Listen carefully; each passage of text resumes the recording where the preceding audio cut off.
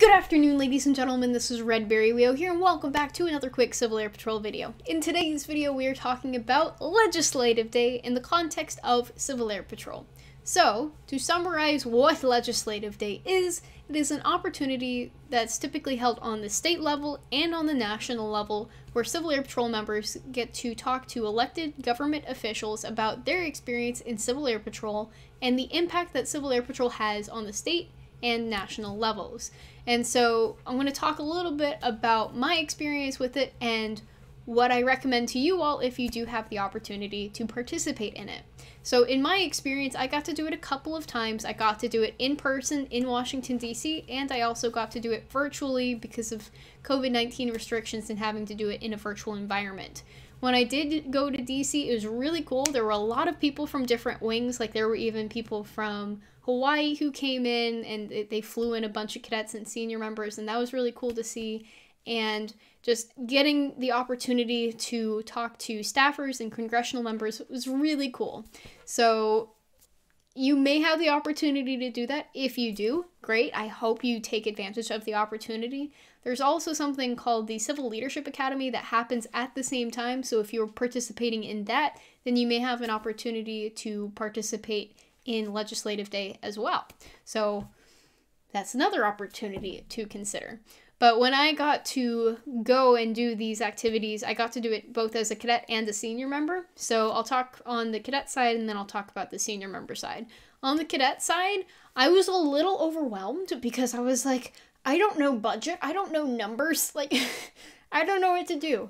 The advice that I was given was just talk about the experiences that Civil Air Patrol has provided to you and what a difference that it has made in your life. I was like, oh, okay, that's not too difficult. And so the senior members actually handled talking about the numbers and like all of that information that I didn't know off the top of my head. And of course, like, there are handouts that you can hand out. Like, typically the senior members will be given a folder which will have like a fact sheet of some kind. It'll have a business card to like the government representative on the Civil Air Patrol side.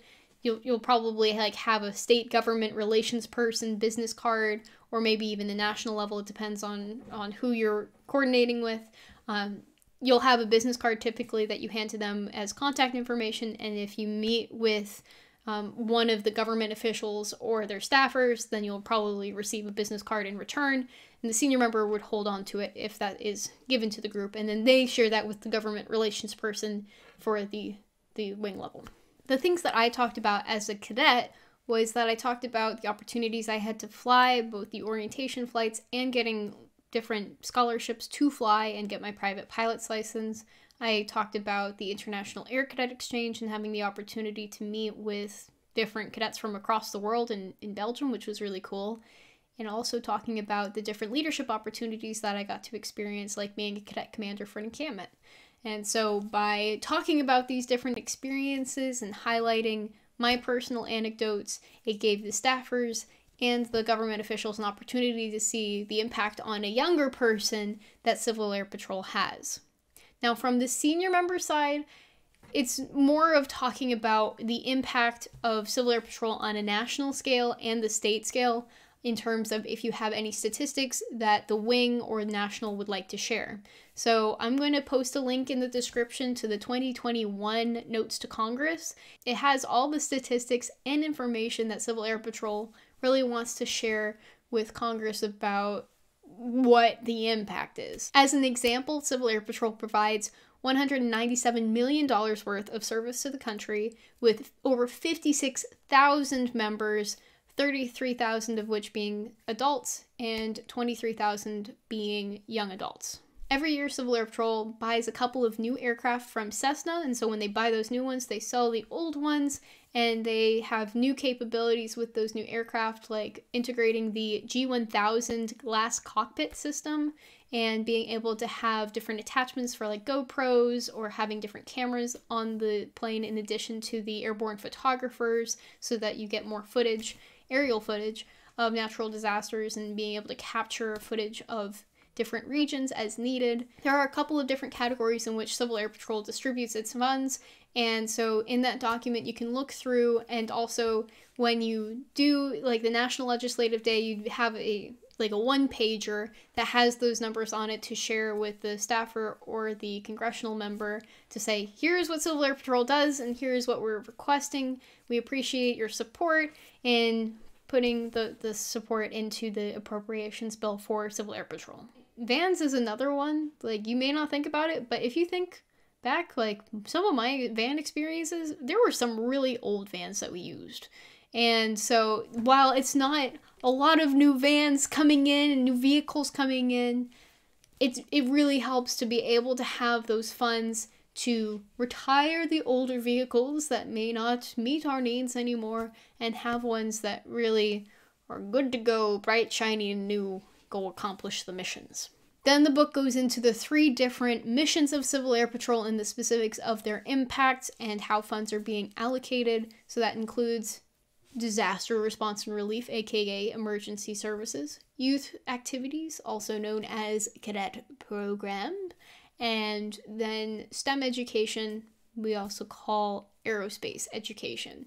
So all in all, it's a good document to review, and they create a new one every year as a report to Congress on how the funds are being used, and a request if there's additional money being requested the next year, justification for why additional funds are being asked for.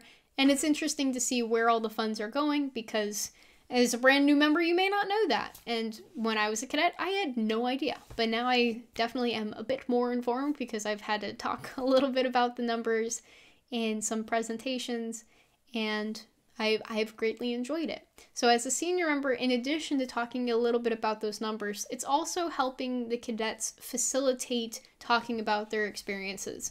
There have been a couple of times where I've had cadets who are a little bit quieter in the group and they don't say as much. And so sometimes I help facilitate it, and I'll say, hey, cadet so-and-so, you go first. And then I'll be like, okay, thank you so much. Cadet so-and-so, how about you go? And just having the cadets be heard, because a big part of the legislative campaign is just getting the cadets involved and excited to share their experiences of Civil Air Patrol, because that is a very large impact, that leadership development that Civil Air Patrol provides to the cadets in its program. If you do attend in person, you can expect the day to look something like this. The government relations person will send you a tentative schedule for the day of when it's going to start, when you'll have lunch approximately, indicating where you will be eating, and the end of the day approximately, and where you'll be dismissed from.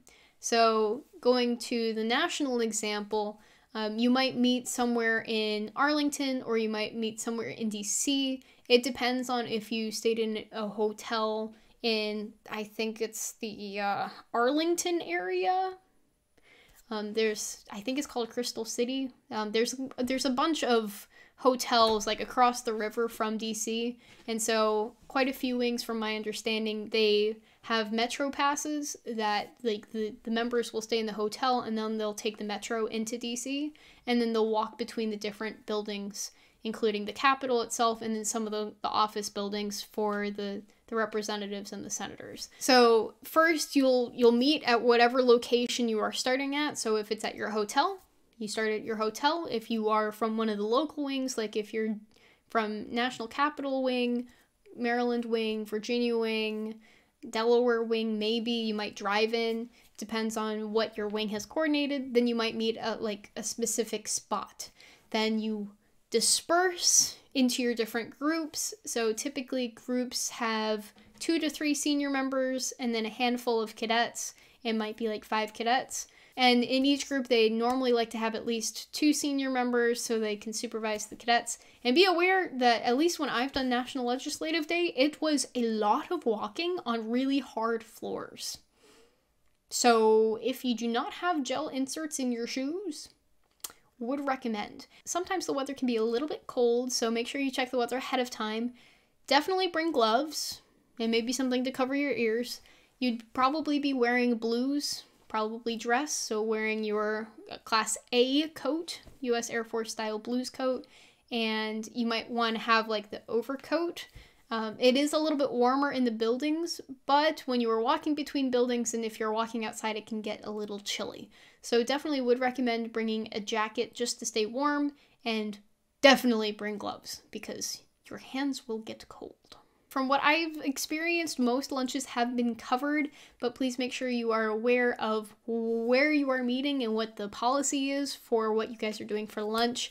Like when we did National Legislative Day, we had a specific person who was paying for our lunches, and so we had to go through a specific checkout line, and then they would be standing at the register and they would pay for it, and then everyone would scoot, and then another group of CAP members would go through and then scoot. So it just depends on like how many people are there too. Like if you were doing a state level legislative day, you'll probably all just go into their cafeteria and eat food and then go, and then one person will be paying with like the wing credit card. And during the day, you'll experience probably 3 to 5 different meetings with lawmakers or their staffers. Sometimes they have a meeting come up, and so they'll have a staffer meet with you, and then the staffer will take notes and then brief the legislator afterwards. And if the actual lawmaker is available, then great. Then you have an opportunity to talk directly to them. And then at the end of the day, you'll head back to that rally point that you were given to go to at the beginning of the day. So most times it's been a hotel from what I've experienced. You'll go to a specific location that is outlined ahead of time, and from that location, then you will either go back to your hotel room if you were staying there at the hotel, or you might go home if you're from a local wing.